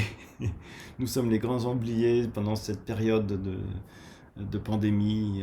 Nous sommes les grands oubliés, nous ne recevons pas assez d'aide ou nous n'avons pas du tout reçu d'aide, etc. Chacun Chacune de ces catégories, les unes après les autres, toutes les professions les unes après les autres disent cela. Nous sommes les grands oubliés, nous sommes les grands oubliés, nous sommes les grands oubliés parce qu'on ne reçoit pas assez d'aide de l'État, etc. Oui, mais je pense bien sûr, hein, sur le plan relatif, on n'arrive pas à comprendre que ce monde est fini, pas fini dans le sens où il est terminé, et que c'est la fin, mais il est fini, c'est-à-dire qu'il est limité. Et tout est limité, hein. Les ressources de la planète sont limitées. On les a déjà toutes épuisées pour cette année. Normalement, toute l'espèce humaine a déjà épuisé tout ce qu'elle pouvait épuiser pour une année. Euh, et voilà, les ressources de chaque État ne sont pas inépuisables. C'est pareil. Les ressources de nos amis ne sont pas inépuisables, les ressources de nos parents ne sont pas inépuisables, nos propres ressources ne sont pas inépuisables, nos ressources physiques ne sont pas inépuisables, nos ressources intellectuelles ne sont pas inépuisables, etc. Hein. Mais par contre, la sagesse peut être inépuisable, l'amour peut être inépuisable, la compassion peut être inépuisable, la générosité peut être inépuisable d'une manière ou d'une autre. Voilà, il y a plein de choses qui peuvent devenir vraiment infinies, vraiment inépuisables. Et donc la sagesse, l'amour, la compassion sont des choses vraiment inépuisables. On dit l'amour, par exemple, on dit c'est la seule chose qui peut se multiplier au fur et à mesure qu'on le partage, qu'on le développe. Donc il faudrait voilà, penser plus cela. Et les ressources de la nature, si on en prend soin, elles peuvent grandir, se multiplier. Mais comme on ne pense pas à cela, on pense juste à les consommer. Et donc du coup, ouais, oui, forcément, elles deviennent inépuisables. Donc du point de vue spirituel, c'est la même chose. Hein. Euh, voilà, on peut toujours dire on ne reçoit pas assez d'enseignements, on ne reçoit pas des instructions, etc. Il y a aussi des personnes qui me disent, des amis très proches hein, que j'aime beaucoup, j'apprécie beaucoup, qui me disent mais on aimerait bien venir méditer avec toi, etc. Euh, dans un sens, je dirais, ça pourrait me réjouir. Ça pourrait me réjouir, ça pourrait même peut-être qui ça me flatter. Euh, mais je crains que ce soit une forme d'attachement pour ces personnes. Je crains que ce soit une forme d'attachement. Peut-être ça peut les inspirer, mais je ne suis pas persuadé de cela, parce que la méditation, c'est vraiment quelque chose d'intérieur. Et pour moi, ça ne fait pas sens, en tout cas. Pour moi, ça ne veut rien dire. Hein. Moi, je n'ai jamais demandé à mes maîtres de méditer avec eux, et ça ne se fait pas. Euh, Auprès de mon maître, comme je vous ai souvent dit, hein, on ne méditait, personne ne méditait ensemble, on ne méditait jamais ensemble, on ne méditait jamais en présence du maître. C'est toujours euh, le maître nous donne des instructions, puis ensuite chacun va méditer dans son coin. Il n'y a pas vraiment besoin de méditer ensemble.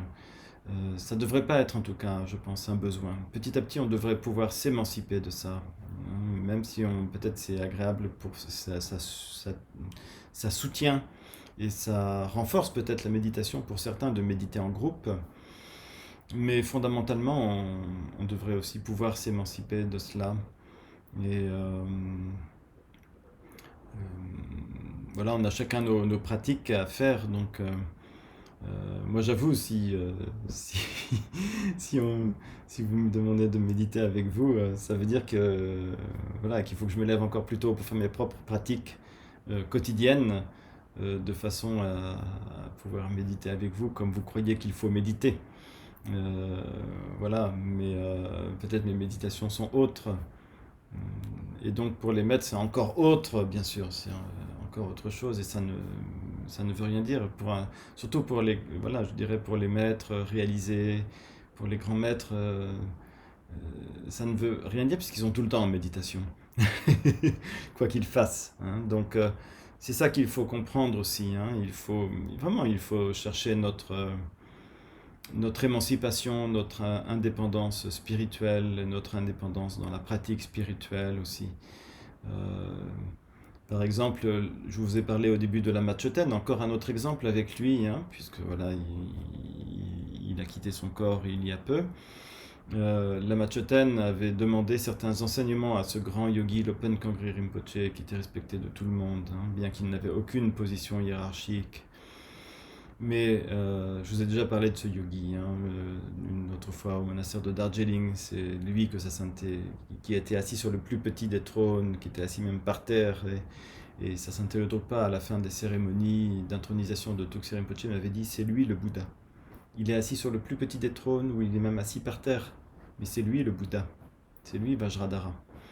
Donc un jour, la Machoten avait fait la requête d'un enseignement auprès de ce maître, de ce grand yogi. Je ne sais plus quel enseignement il lui avait demandé. Et le Pangari Rinpoche, qui était voilà, très humble, hein, très gentil, très humble, il l'avait regardé comme ça en lui disant mais pourquoi tu veux recevoir cet enseignement? Tu n'es qu'un petit bébé dans le Dharma. Tu n'es qu'un petit bébé dans le Dharma. Et cela, ça veut dire aussi bien souvent que les gens qui sont insatisfaits des enseignements qu'ils reçoivent, s'ils sont insatisfaits, c'est à cause de l'ego. C'est parce qu'ils croient qu'ils sont capables de comprendre de grands enseignements, des enseignements profonds, euh, alors qu'ils n'ont pas encore pratiqué les enseignements fondamentaux, qu'ils n'ont pas assez réfléchi sur les quatre pensées qui tournent l'esprit vers le Dharma, ils n'ont pas encore assez réfléchi sur le karma, ils n'ont pas compris l'interdépendance, la coproduction conditionnée. Et qu'est-ce qu'ils veulent recevoir des enseignements profonds où il faut garder pendant la pratique de ces enseignements une vue très élevée, sinon on tombe, sinon on chute. Si on n'a pas cette vue très élevée qui peut être maintenue tout au cours des pratiques. Et donc c'est ça le danger, hein. Et normalement les maîtres, et on enseigne ça dans les vœux des bodhisattvas, c'est dit. Dans les vœux du Vajrayana, c'est redit d'une manière encore plus explicite. On ne devrait pas donner, un maître ne devrait pas donner à des personnes des enseignements qu'il n'est pas capable de pratiquer, même si la personne se croit capable de les pratiquer. Bien sûr, bien sûr, on se croit capable, hein. Voilà, on se croit tous capables de comprendre, on se croit tous capables de pratiquer les choses profondes, les enseignements élevés, etc. Il y a, mais en vérité, peut-être on n'est pas encore. C'est pour ça que les maîtres ne nous donnent pas encore ces enseignements. Donc plutôt que d'être insatisfait et de nourrir cette insatisfaction et de s'attacher à la croyance que qu'on est déçu parce que le maître ne nous donne pas tel ou tel enseignement, on devrait comprendre que si ça n'arrive pas, c'est parce qu'on n'est pas encore au niveau et qu'on ne s'est pas assez préparé, on ne s'est pas assez purifié, etc. Donc voilà, il faut continuer à pratiquer, hein, c'est ça, il faut s'encourager avec cette compréhension à continuer à pratiquer. Et ça, c'est vraiment, vraiment important, hein. Et, euh, et la Machoten, en tout cas, ce qu'il nous a dit, ce qu'il a vécu à ce moment-là auprès de son maître, ben, c'est un enseignement pour nous, hein, c'est un exemple de ce, voilà, on doit comprendre que, voilà, peut-être, oui, effectivement, on devrait se considérer comme des petits bébés dans le Dharma, hein, comme j'ai mis dans la biographie de mon maître Sendrak Rinpoche dans le livre Himalaya Népal. Eh bien, les, il se considérait, ou c'est Mathieu Ricard qui a écrit ça dans son livre Plaidoyer pour le bonheur, hein, quand il raconte un petit peu un moment sa rencontre avec Mathieu Ricard. Je crois que j'ai mis cet extrait dans le livre Himalaya Népal, que Rinpoche se considérait toujours comme le dernier des débutants. Alors que voilà, c'était un trulku. Donc c'était un maître qui est revenu, qui revient. C'était le cinquième de cette lignée de trulku. mais il était un maître et il pouvait s'asseoir sur un trône, etc. Il était le maître pour plusieurs autres maîtres, mais il se considérait toujours comme le dernier des débutants. Et je vous avais dit aussi, voilà, par rapport par exemple aux grands maîtres comme le Karmapa, le Drukpa, le Dalai Lama, lui il disait mais moi je ne suis même pas, je ne vaux même pas euh, un atome de l'ongle du petit orteil du Dalai Lama. Je ne vaux même pas un atome de l'ongle du petit orteil du Karmapa. Je ne vaux même pas un atome de l'ongle du petit orteil du Drukpa. Donc c'est ça. Souvent les plus grands pratiquants, les pratiquants les plus avancés, souvent sont les plus humbles. Et c'est les pratiquants comme nous qui ne sommes pas du tout avancés, qui sommes les plus orgueilleux, qui sommes les plus flattés dès qu'on nous dit quelque chose de bien sur nous, de positif, dès qu'on nous fait des compliments, etc. Et on attend ces compliments de nos maîtres aussi. Et si les compliments ne viennent pas, on est déçu, etc. Il ne faut pas se laisser décevoir, au contraire, hein. Comme je vous avais raconté aussi une fois, la personne qui a qui a donné le centre de Plurec, après avoir fait 100 000 prosternations, voilà, elle a dit à son maître, qui était aussi mon premier maître, voilà, j'ai fait 100 000 prosternations. Et le maître lui a dit, bah, c'est très bien, il faut recommencer, ou c'est très bien, il faut continuer. Mais c'est tout. Il s'attendait à voilà, plus de reconnaissance en fait, hein. Donc voilà, non, il n'y a pas de reconnaissance à attendre. La seule chose, la seule chose positive, voilà, c'est que ça nous purifie. Et donc on devrait être content de l'avoir fait, mais il n'y a aucune raison de s'en enorgueillir. Si on s'enorgueillit de ce qu'on fait comme pratique, on perd les bienfaits de la pratique. C'est ça qu'on doit comprendre. C'est ça qu'on doit comprendre. Donc il faut continuer, continuer, continuer, jusqu'à ce qu'on ne soit plus capable de s'enorgueillir de pratiquer. Jusqu'à ce qu'on ne soit plus capable de se vanter d'avoir fait tant de pratiques, tant d'années de pratique, tant d'années de retraite, tant de mantras, etc. On doit pratiquer jusqu'à ce qu'on ne soit plus capable de se vanter de pratiquer comme ça. Et à ce moment-là, ce sera un bon signe de purification. Donc moi, pour vous montrer que je n'en suis pas là, je vais me vanter d'avoir écrit un poème. Voilà, ces derniers jours, il y a le poète breton, on dit toujours le poète breton, c'est pas une bonne chose de dire ça, je pense, parce que d'abord, il ne connaît même pas la langue bretonne, mais c'est un très bon poète français, il a obtenu un prix à l'Académie française, etc. Et Yvon Lemaine, que l'association MIPAM va réinviter pour l'année prochaine, comme la manifestation qu'on avait prévue n'a pas pu avoir lieu à cause de la pandémie, à cause du confinement, m'a demandé d'écrire un poème pour une anthologie qu'il est en train de préparer, justement des poèmes du confinement, donc dans laquelle il va publier des poèmes écrits par des poètes très connus du monde entier. Il va y avoir un poème de Gilles Baudry, le moine bénédictin de l'abbaye de Landévennec en Bretagne. Et il m'a demandé d'écrire un poème pour mettre dans cette anthologie. Et il va aussi mettre dans cette anthologie des poèmes de personnes qui n'auront peut-être jamais écrit qu'un seul poème dans leur vie pendant le confinement. Parce qu'il m'a dit, il y a plusieurs personnes qui m'ont envoyé des poèmes euh, sur le confinement ou pendant la période de confinement. Et il y en a qui sont vraiment très bien, qui valent vraiment le coup. Je vais les mettre dans ce livre, même si c'est peut-être que le seul poème qu'ils n'auront jamais écrit.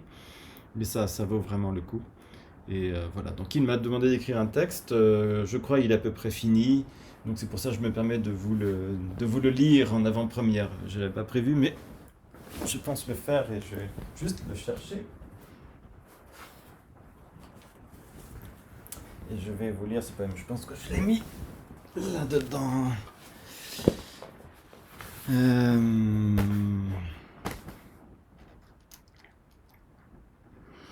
Donc voilà, je vous le lis parce que je l'ai intitulé L'enseignement du confinement. Du coup, c'est un peu comme un enseignement et pour marquer aussi, voilà, je pense que Yvon Lemaine voulait qu'il y ait voilà, avoir le point de vue d'un pratiquant bouddhiste, en fait, hein, comme il y a le point de vue d'un moine catholique. Et donc, voilà, je l'ai appelé ainsi. L'enseignement du confinement. Alerte. Alerte au virus alerte. Alerte rouge comme un A noir. Alerte qui altère la perception même du printemps pour les humains confinés. Expérience printanière contrariée à l'abri du printemps qui, pour l'humanité, sonne comme un automne où les poumons flétrissent et où les hommes tombent comme des mouches sans éclat et sans le moindre espoir de funérailles ni de deuil. Beaucoup de sacrifices pour le sacre du printemps présent. 1000 bras, 1000 feux et 1000 sacrifices n'y suffisent plus. L'humanité retient son souffle, paralysée par le virus de la peur, et la nature enfin respire, sans plus être étouffée par l'oppressante humanité. Il faut chercher l'erreur, à l'abri de l'erreur qui voudrait cibler l'auteur. Mais pour qui voudrait trouver l'auteur, il faut le chercher à l'intérieur et sans doute accepter de ne pas vraiment le trouver. Tel est l'enseignement du confinement. Voir. Il faut voir. Voir le virus comme un maître du karma qui montre l'erreur intérieure et la voie.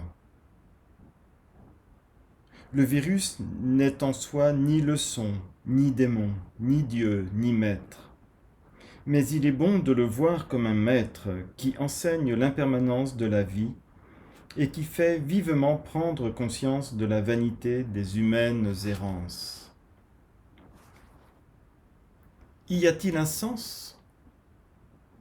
Tourner son regard vers l'intérieur et son cœur vers la paix silencieuse est la tâche sans relâche du moine méditant.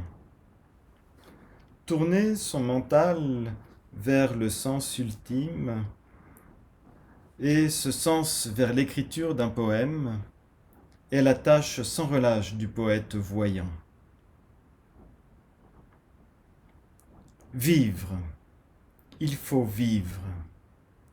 Vivre le confinement comme un concept ouvert et vide pour en libérer son esprit et s'émanciper des conditionnements. Confinement, finement con. Ne pas chercher l'erreur, ni accuser le poète de vulgaire puanteur, ni le virus d'être un peu tueur, ni le monde entier de ne plus tourner rond, ou comme il faudrait, ou comme chacun voudrait. Car s'il fallait qu'il tourne pour le moi de chacun, il ne tournerait plus, puisque le moi n'existe. Prendre refuge avec attachement dans les distractions est l'erreur fondamentale du moi illusoire erroné. Et le confinement est distraction suprême qui, jusqu'à l'obsession, distrait des autres distractions. Déconfinement finement joué au dé par des politiques qui lancent leurs mots amers en l'air, par des chercheurs qui jouent les apprentis sorciers, et par des médias qui détournent l'attention ou la saturent. Déconfinement du virus qui s'envoie en l'air et retombe sur le tapis vert de la mort au centre du A noir, ce V barré et renversé de la victoire. Dans le monde d'avant et d'après, le poète joue maintenant avec les mots et leur sens, et le moine se joue des concepts, en découvrant leur absence d'essence, au cœur de l'attention salutaire et de la salvatrice clarté. Dans la vieille lande vendéenne, au jardin de Mila, les roses de Damas font rêver le poète à un ailleurs devenu impossible. Car l'ailleurs, en Syrie et en mer, est jonché de cadavres, et l'ici et partout est envahi par un germe volatile et tueur. 1000 bras, 1000 yeux et 1000 roses n'y suffisent plus. Tous ces cadavres de l'ailleurs ici rêvé n'ont ni tombe ni fleurs. Aussi le poète leur offre-t-il ce poème en guise de cercueil, ces vers en guise de linceul, et ces mots en guise de fleurs. Vérité. Où est l'humaine vérité? Ni Dieu, ni 10 000 dieux à 1000 lieues n'y suffisent plus. La vérité est ici et là aussi, sur terre autant que dans le firmament, dans l'humanité autant que dans le virus qui l'éprouve relativement, puisqu'aucun virus, ni rien qui soit, n'existe absolument. Le passé est détruit et détruit le présent. Et déjà le futur des civilisations parfumées s'avère désenchanté, comme le rêve du poète, enfoui sous les ruines, couvertes par les cendres, les larmes et le sang, déjà recouvert par d'autres nouvelles d'ici et d'ailleurs, où résonnent des cris étouffés au fond des poumons gris. 1000 sacrifices, 1000 feux, et 1000 ailleurs n'y suffisent plus. Le moine et le poète se rejoignent, ici et maintenant, dans les dunes jaunes, les marais gris-bleu et le vert bocage. Il faut embrasser le réel avec la vue du tel quel, pour que résonne le son originel et que se poursuive la danse universelle. Il faut retourner au marais originel et tourner le regard vers l'essentiel pour ne plus se méprendre et se déprendre de l'emprise des pensées foisonnantes et vides, en dépit des alertes qui sont, possiblement, autant de voix d'éveil. Donc voilà ce texte, ce texte poétique, ce poème, on peut l'appeler peut-être comme ça. J'ai rajouté un mot tout à l'heure qui n'est pas dans le texte. J'ai rajouté voilà, pour tourner son mental vers le sens ultime, mais c'est vers le sens même. Et ce poème, bien sûr, pour ceux qui connaissent, qui ont ces références, fait référence aussi un peu à différents endroits. Hein. Avec le A noir, il fait référence au poème Voyelle d'Arthur Rimbaud, avec les mouches sans éclat. Il fait aussi référence à ce poème, puisque dans le poème d'Arthur Rimbaud, il met des mouches éclatantes. Et il y a référence aussi au Sacre du Printemps d'Igor Stravinsky. Il y a quelques petites références comme ça qui sont glissées dans le poème à différentes choses, différents auteurs de poésie.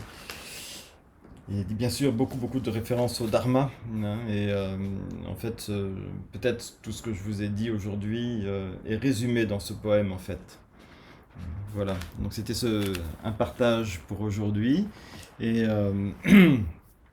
comme d'habitude, on peut faire réciter les dédicaces pour le bien de tous les êtres, pour que tout cela, tous ces mots, toutes ces paroles, la récitation du mantra du Bouddha Shakyamuni aussi, soit dédiés au bien-être relatif et ultime de tous les êtres. Gewa diyi gewo gun sonam yeje zozo jing sonam yeje le jungwe damba gundin domba resho sonam domjen diyi jinda goldan jeba nam tedil zamba lulu jimbal she shinde tashipa sampa choshin rumba resho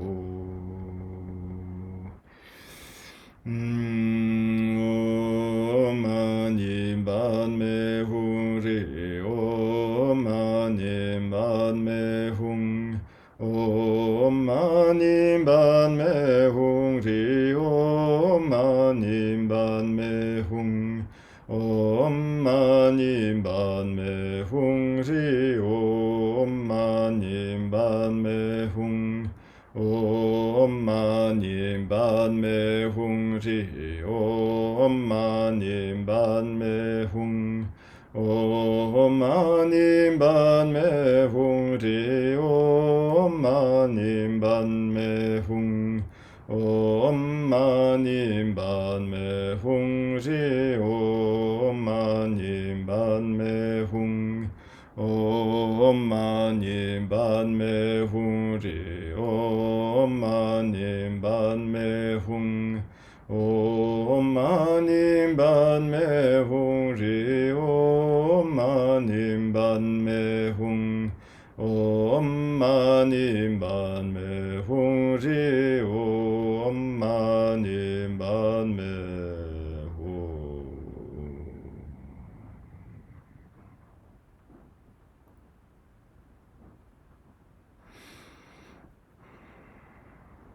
Voilà, merci. Oh, il est grand temps hein, que j'arrête parce que maintenant j'attends les invités. Nous avons une réunion de bureau de Drukpa Vendée, puis qui va être suivie d'une réunion du conseil d'administration de Drukpa Vendée. Voilà, on va discuter du programme à venir pour l'année, au moins pour le premier trimestre. Et puis aussi, je voulais vous informer toutes et tous dans voilà, Drukpa Vendée, Drukpa Grenoble, Drukpa Tours, que j'ai sans doute lancé l'édition de deux nouveaux livres. Alors je dis l'édition, c'est pas encore lancé au niveau éditorial, c'est lancé au niveau du travail qui se fait en amont, de mise en français, de saisie. Donc il y a la saisie du texte de différents enseignements de Khenpo Yeshe Choda Rinpoche qui est faite en ce moment par Monique Texier sur ordinateur. Et puis on doit revoir ça ensuite ensemble et peut-être ça sera l'objet d'une future publication, un deuxième petit volume, plus petit que Le doigt qui montre la voie. Et puis j'ai aussi demandé à un traducteur de tibétain de traduire la longue biographie de mon maître qui a été écrite par Khenpo Trungpa Rinpoche, ainsi qu'un enseignement de mon maître sur la prière en 4 vers d'hommage au maître qu'on récite au début des pratiques préliminaires, qui est commune à toutes les lignées du Vajrayana du bouddhisme tibétain. Cette prière essentielle, hein, Palden Tsawe Lama Rinpoche Dagi Ningal Beme Sendruna Derwame Par Tapashune Kion Kusuntuki Jingil Lap tout seul. Donc mon maître a écrit 3 pages pour commenter ces 4 vers. Il y a un autre texte aussi, une prière de louange, une prière d'aspiration que mon maître avait écrit en relation avec Gelwa Yongenpa, avec la lignée. Donc j'ai demandé à ce traducteur, hein, il y a 74 pages de biographie. Il y a une biographie, Khenpo Trungpa a écrit une biographie versifiée, que l'on peut dire comme une prière d'hommage à mon maître, donc qui est assez longue. Et le reste du livre, en fait, c'est le commentaire de chacun des quatrains d'hommage à mon maître. Et donc j'ai demandé à ce traducteur de bien vouloir traduire cela. C'est grâce à Mila Khyentse Rinpoche, un maître et trulku français du Dzogchen, qui m'a trouvé ce bon traducteur. Et donc j'ai engagé ce travail de traduction. Et donc ce soir, au conseil d'administration, je veux soumettre le fait que l'association Drukpa Vendée fasse un don à ce traducteur, un don conséquent, parce que c'est un gros travail de traduction. Bon, si le CA ne le vote pas, je ferai moi-même le don, parce que je me suis engagé, voilà, j'ai demandé la traduction, mais bon, l'association a les moyens de faire ce don. Après, il faut que tout le monde soit d'accord et qu'on décide, qu'on valide cela au niveau du budget. Mais je pense que c'est le rôle aussi de l'association, puisqu'elle a les moyens de favoriser ce genre de travail de traduction. Et voilà, les traductions des biographies des maîtres, c'est vraiment quelque chose de très important pour nous, c'est vraiment quelque chose d'inspirant, et c'est vraiment l'exemple à suivre. Donc on a les biographies de Milarepa, de Maciej Labdrön, de Yeshe Tsogyal, de Tilopa, de Naropa, de Marpa, de Gampopa, des grands maîtres. Et c'est bien aussi d'avoir les biographies des maîtres contemporains. Surtout celle-là, elle a été vraiment écrite de manière extensive, de manière classique, hein, de manière traditionnelle par ce grand Khenpo Trungpa. Et donc voilà, le travail de traduction est en cours. Et j'espère que mon éditeur acceptera de publier ce texte avec toutes les photos d'archives. Enfin, pas toutes, parce qu'il y en a certaines qui sont en double, triple, un peu différentes. Mais en fait, là, voilà, j'ai beaucoup de photos d'archives. J'ai toutes les photos d'archives qui existent de Sendrag Rinpoche. Et j'aimerais bien, voilà, publier cette biographie avec toutes les photos d'archives où on le voit avec ses propres maîtres, on le voit quand il était plus jeune, encore au Tibet ou après son arrivée, etc. Et donc j'espère pouvoir faire cette publication. Et j'espère que mon éditeur aux éditions de l'Astronome suivra encore une fois le pauvre. Je lui fais faire des choses vraiment euh, parfois voilà, extraordinaires et qui engagent aussi des gros moyens, quoi. Donc on verra s'il a besoin d'aide. À ce moment-là, je ferai à nouveau un appel à l'aide comme pour Himalaya Népal, hein, qui avait nécessité un gros budget. Mais là, ce sera moins gros budget, c'est pas un livre de belles photos, donc ça pourra être un livre plus petit. Mais quand même, je voudrais qu'il y ait beaucoup d'images dedans, aussi en plus du texte. Voilà, donc c'est une chose qui me tient beaucoup à cœur, donc je voulais vous en informer. Et puis, donc on va voir ça maintenant en réunion avec les dames du bureau, puis après avec toutes les personnes du conseil d'administration de Drukpa Vendée. Voilà, merci à vous, à bientôt. Sûrement, en tout cas j'espère à bientôt. Et portez-vous bien d'ici là.